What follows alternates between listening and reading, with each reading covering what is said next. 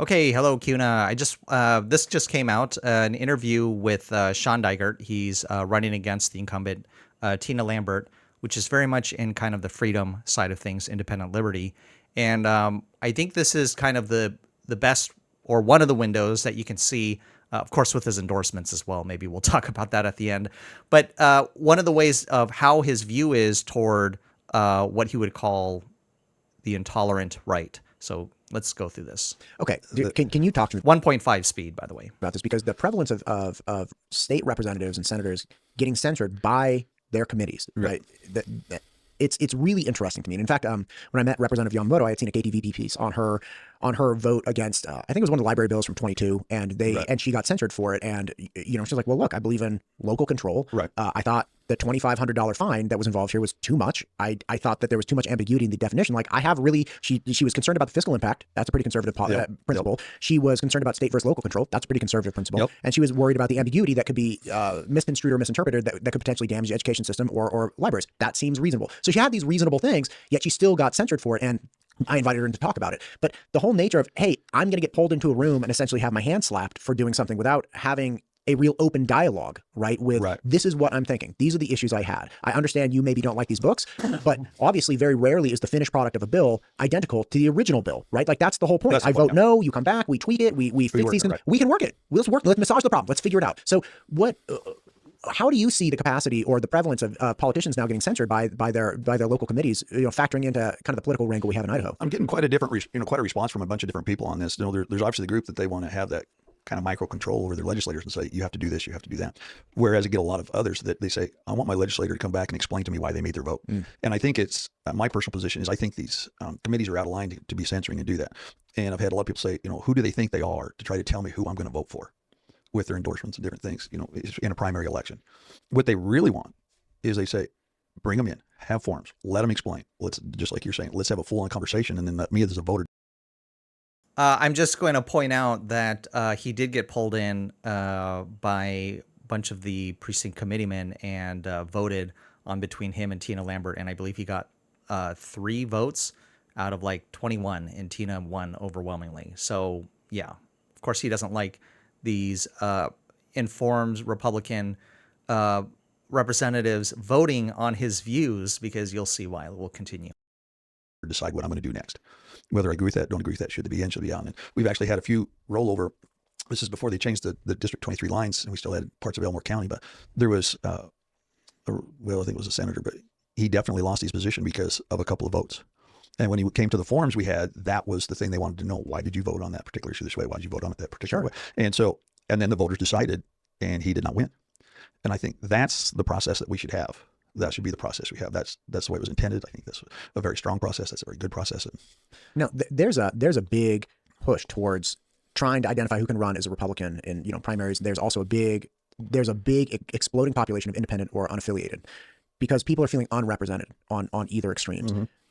What do you think that means? Do you think that means that people just like being kind of in the middle, or do you feel like the extreme polarization that we're kind of seeing on a more national, now state and local level, as far as ideological leanings for individual parties, be that Democrat, Republican, doesn't matter, right? Like if you're an independent, that means if you used to be a Republican and now you're an independent or unaffiliated, that means you don't like the Republicans, but it also means you don't like the Democrats, right? Like you got to say you're sitting in the middle because you don't like either. Do you think that those people are just, they don't understand what the Republican Party or the Democrat Party are running for? Or do you think that it's kind of the birth of a new party that is more moderate, is less tolerant of extremes? Well, I don't know about that. I do know when I talk to people in my district, and Idahoans are highly independent people. Yep. And that's part of the reason they're here. They want to live independently. And I know when I bought my house in Hawaii County, there were certain things I knew I was accepting. I was accepting that it was going to take a long time for emergency services to reach me. I knew if my house caught fire, we're not going to save it. Sure. Those were things I accepted as a highly independent people. And people are very independent, and they want to be independent, and they want to be able to form their own opinions and do their own things. It's been kind of unique because I'm the same Republican I've been for the last, my whole adult life. Right. But where people say I'm on the spectrum depends on who I'm talking to. You talk to some people, I'm very, very conservative. Other people say I'm not. But I'm beholden to my own conscience and my own things and my own experiences, and I'm not beholden to necessarily a title or a group. And I am very Republican, and I'm going to be Republican, and I'm going to go with those things. But one thing I think is important, and I had an individual last night talk to me about this. He says, one of the reasons I'm supporting you is because I want civil dialogue back. And we'll see if that comes back. You know, I know Oh, we want civil dialogue back. Yeah, this is the prime definition of a conservative.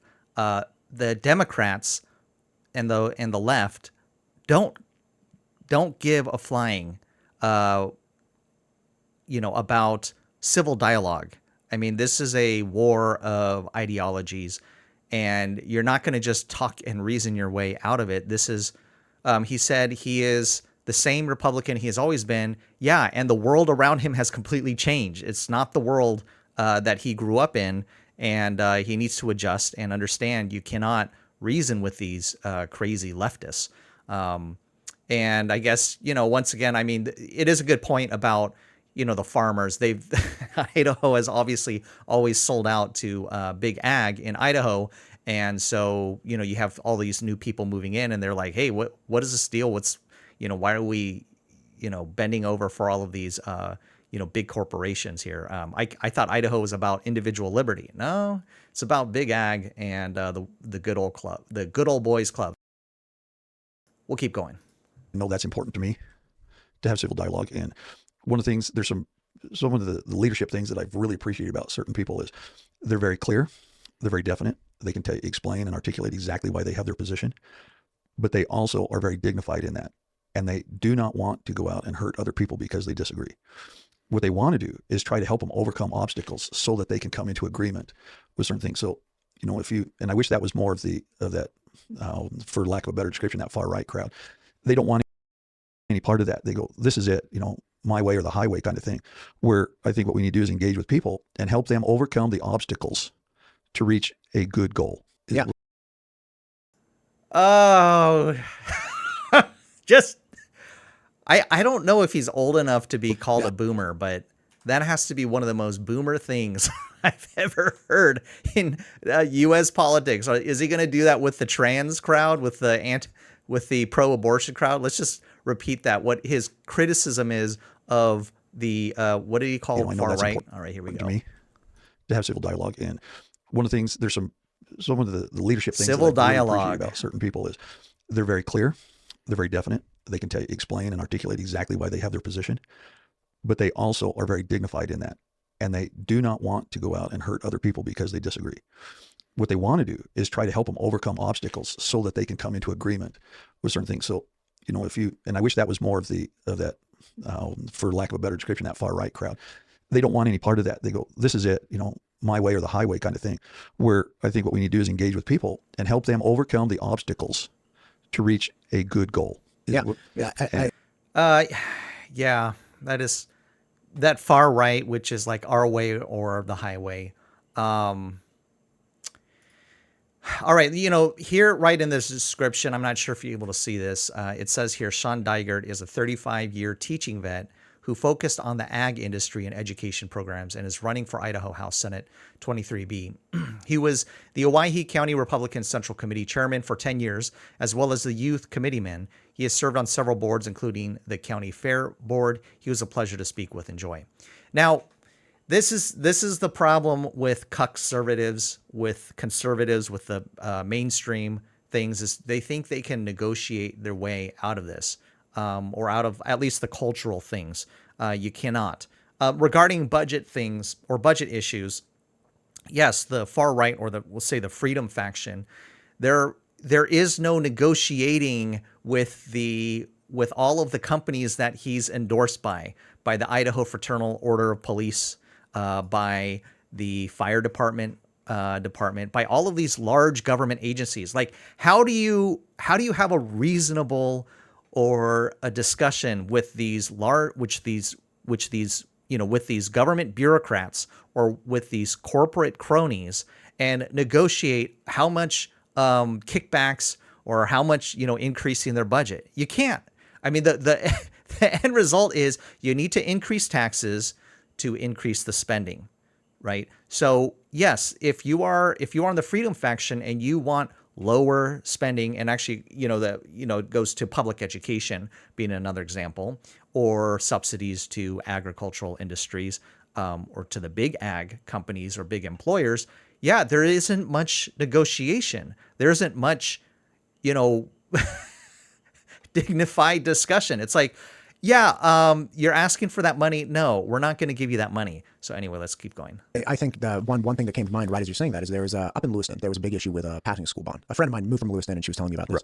And they really needed to pay more money. The school looked at obstacles to, what people thought were clear solutions. Like, okay, but I'm not sure if there was a better option, but like the freedom side, they're like, yeah, we don't even need public schools. Just give us the charter schools or give us our money so we don't have to pay into the public school system, and we'll do it ourselves. Thank you very much. Let me see here. I think he's still talking about this. I'm not sure. Let's see what it might have already ended. So let's see if there's anything together more. and working this problem. We have to be dealing with the potholes in the road. We have to be dealing with these problems. And that only comes when you talk to people. It only comes when you explain the problems and you meaningfully engage objections and things of that nature. Right. And that goes through, all kinds of walks of life. That's not just educational things, and because I teach agriculture, and, one of the things I've taught is some range science. And so obviously this is Hawaii County now because we got all those public land grazers out there and with their grazing permits. But okay. Yeah. I think that's it. So, that's kind of like one of the nice things about Idaho is that at least, the Freedom Faction, we'll call them, they are getting down to cutting taxes as much as possible. And actually, I didn't even need this part. All right, so let's. He's a 35-year teaching veteran. So do you think he's going to be advocating to cut the school budgets? Yeah, probably not. So yes, could you argue that he has stayed the place he has been being mainline Republican in terms of Idaho politics? Yes. And then the radical ones, the ones that have come in and changed things, of course, are the Freedom Faction, which want like as little taxes as possible and as small funds as possible. Now, the Fraternal Order of Police, of course, they back him. So is he going to be looking to, size down the police budget? Probably not. Probably not. Here you have the Fraternal Order of, oh no, he already did that. I guess he doubled it up on it. I thought he had the fire endorsement. I'm pretty sure he had that. Here's AgriPac. So Big Ag, that's who they're supporting. Now, I will point out that he seems, well, look at that. Julie Yamamoto liking his post here. I'm not sure if you're able to see that here. I might have to zoom in. I just popped up what sort of names showed up in there. Yeah, so there's Julie Yamamoto, which they were talking about in that interview.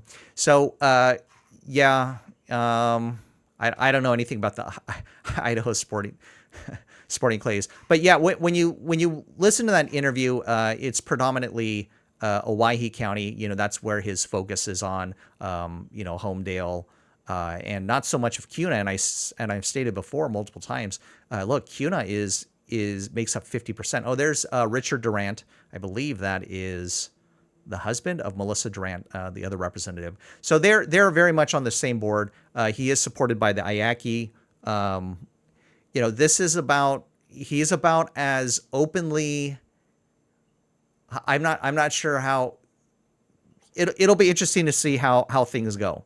You can see here all of the large ag companies or cooperatives that work with him or that endorse him. You're not seeing, the Idaho Freedom Foundation. Well, I guess he doesn't have any scores on this. Drug control. He's saying that.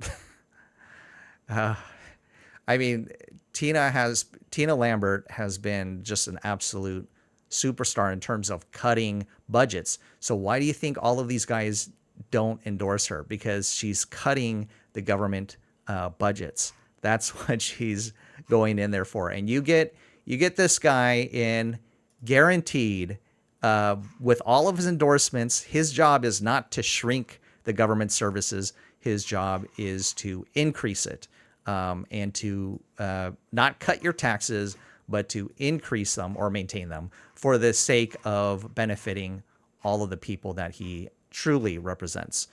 Now, as I was saying before, he does have a good point because, I don't know. You have a lot of the people that are, they just don't like they want a certain amount of government. So maybe there's that disagreement. And you see here, oh, there's Tregburnt. You just have like the typical names that you're expecting for the mainstream Idaho faction, not for individual liberty. And so, extreme, they'll say extreme right wing, too much. And yeah. Now, yeah. So in terms of CUNA, you guys, CUNA really is gonna set this. I'm not sure if you can judge the success of the campaign based off of the number of likes that they have on their posts. I think there was one that was like 60 likes. But on the flip side, you had the District 23, all of the I don't know what you call them, delegates, committeemen voting, and it was overwhelmingly in favor of Tina Lambert. So it'll be interesting to see how the votes are. I track it. I also look at the precincts on the precinct level and can see where it comes up. There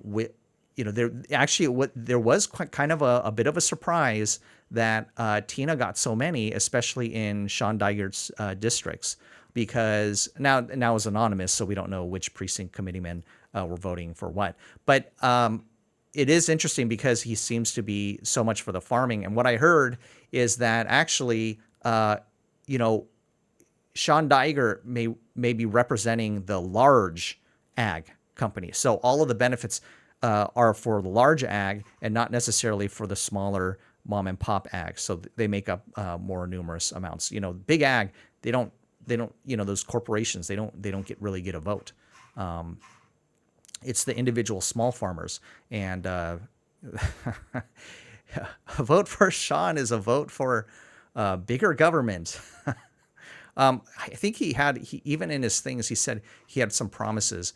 I don't know if property taxes. Well, I don't know if representatives really provide that. So preserving land and water rights, responsible stewardship of Idaho tax dollars. I mean, not lower taxes, right? It's just, hey, we're going to tax you, but don't worry, just trust us. We're gonna do it in a good way, in the way that the mainstream caucus dictates, the way that the government or the governor wants it spent. Responsible, transparent government. I don't know that. Quality education. So obviously, you're not going to be providing. He's not going to be cutting the budget of education. Right to life. So this is where, in terms of the cultural side of things, where Idaho really excels in. Right to life, private property rights. Well, if you're not really lowering taxes, I guess, that's debatable. Second Amendment rights, that's pretty much a standard right, or a standard across the board. If they're not Second Amendment rights in Hawaii, even the farmers will not be voting for him. So it'll be interesting. Anyway, now, once again, I have to keep reminding myself, because I don't want to go down, vilifying them, I think he is true. This is just how Idaho has always run. And so, Tina actually moved from, I believe, Washington State. So she's a political refugee. And, people had a certain view of Idaho supposedly being for individual freedom, but they're discovering, no, it was for, yes, it has conservative moral values, but in terms of individual freedom, I mean, it still has an income tax. I mean, Texas, Alaska, Washington State, to some degree, have had it, but Idaho doesn't. And I believe, is it Wyoming has it? Does Nevada? Nevada might as well, but Idaho didn't. So, fiscally, it is not. It has never been really super conservative. So if you wanted to remain super conservative and get it a chance of having 0% income tax, your best bet is not hiring Shawn Dygert, but for Tina Lambert. Anyway, have a good one. Bye-bye.